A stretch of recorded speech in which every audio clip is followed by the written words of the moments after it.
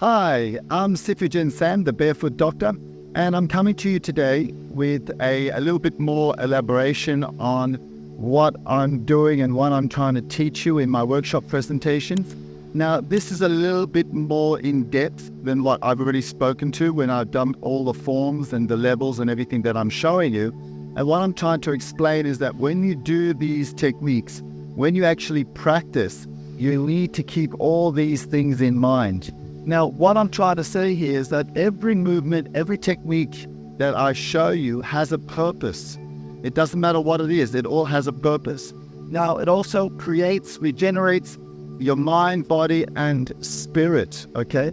Now, the first thing I usually talk about is that you've got to learn to adjust and to learn how to keep your biorhythms intact. And that is to make sure that you wake up early in the morning. And most people have a problem doing that, and I find it really quite easy because I only sleep about 4 hours a day, and I like to have cat naps only when I get tired. So I usually say, if you've got plenty of time to sleep, try to live your day fully. As Gandhi used to say, live your day as if it was your last. And that is the best way to live your day. Now, the next thing I will say when you wake up early so that you're adjusting your biorhythms is to focus in on your breathing exercises. And that is because early in the morning, we know scientifically and we know very well that the trees release oxygen because they absorb all the carbon dioxide and they release the oxygen into the air. And that's why I've always, I always remember my teacher hugging a tree. And I thought that, what is he doing to the tree? Is he making love to the tree or something? But in actual fact, he was hugging the tree, absorbing that energy that the tree releases through his energy points, which I'm going to talk in more detail in just a moment. Now, the other thing I talk about is earthing. Always train barefoot. It is, of course, not appropriate to train when you go outside onto the streets or you're going out somewhere. But when you're training, try to find a very suitable area, which is where you're able to ground and pick that negative energy from the earth. Because once your feet touch earth, touch the ground or touch the beach, the sand, or any part that's connected to earth, even stone, you are already absorbing negative energy that comes up through your body, and it's releasing energy through the different points or the vortexes in your body. Chakras, as they usually call them. Now, the other part is exposing your skin. And I keep on telling people that you must expose your skin to training. That's why I usually train without a top on.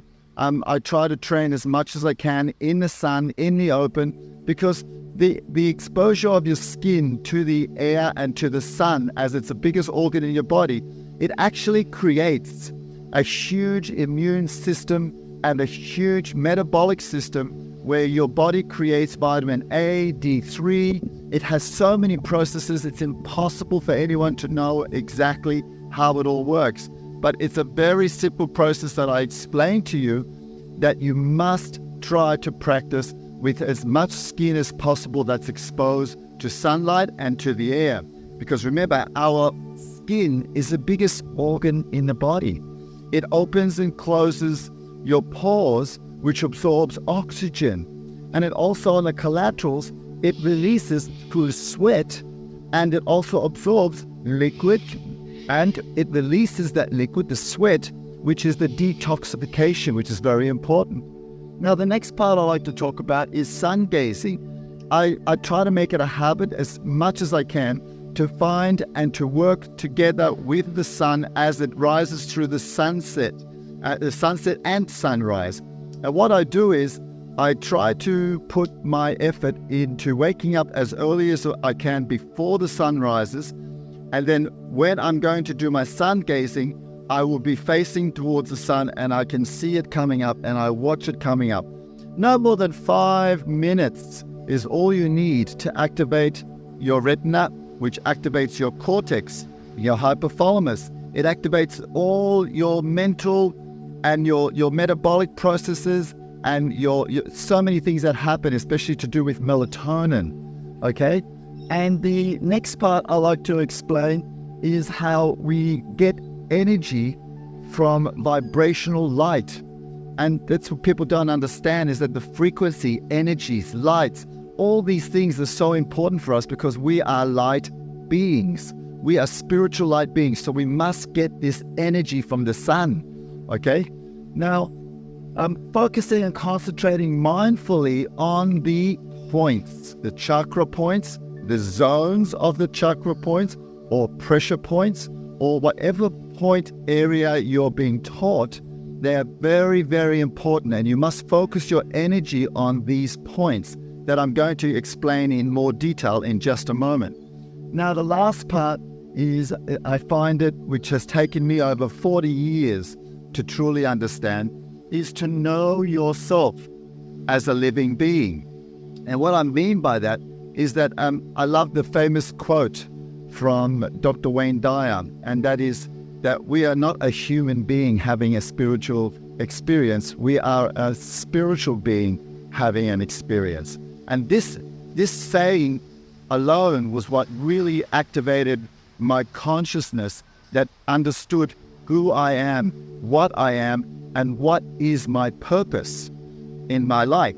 So this is just a very quick understanding that when you train and when you do all the exercises that I'm sharing with you, you can use this basic understanding of 7 points so that you can understand what you're doing and what's going on. And you can follow me as I keep on teaching in these workshop presentations. Now, I'm going to now explain to you in the next portion about the 7 chakra, or the 7 pressure points or zones that you need to focus on, and the reasons why.